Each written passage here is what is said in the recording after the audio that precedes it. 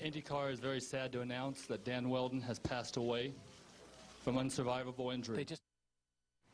Our thoughts and prayers are with his family today.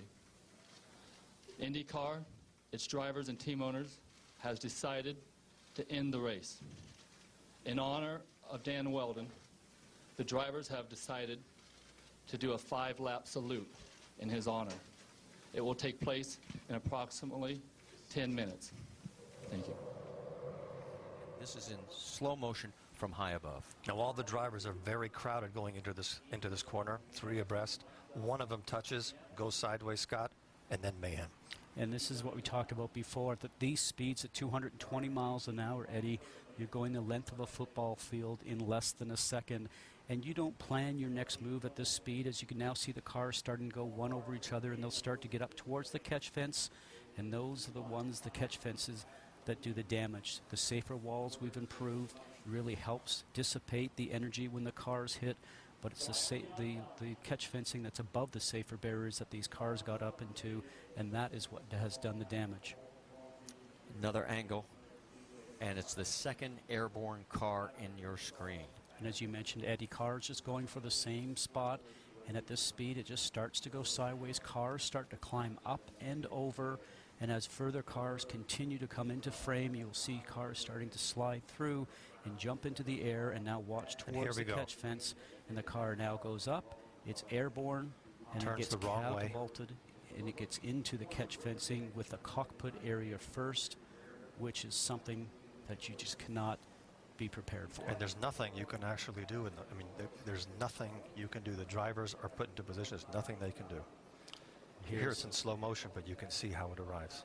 And the parts are going everywhere, and as a driver you're trying to miss the large pieces, the cars themselves, and parts are falling out of the sky. You really don't know where to go or what to do, and if you escape this and you get through it, you sort of pinch yourself when you're on the far side of it and said, I made it. And unfortunately, some did not.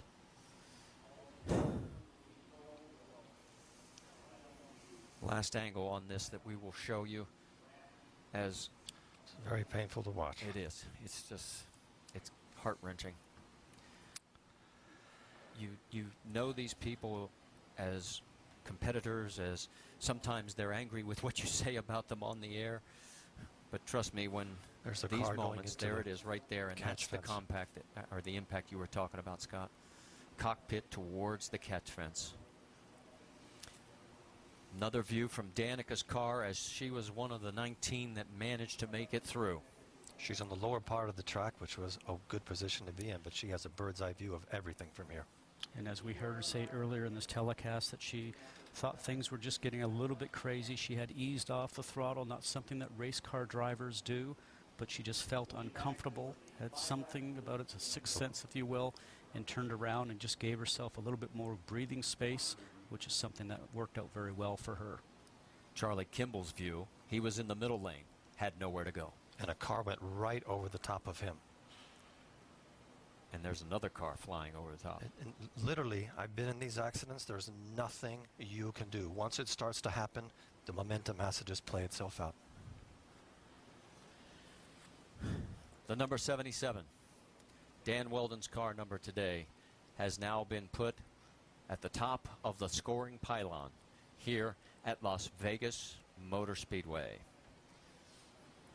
And the tribute lap as the cars are beginning to form, as we salute Dan Wheldon.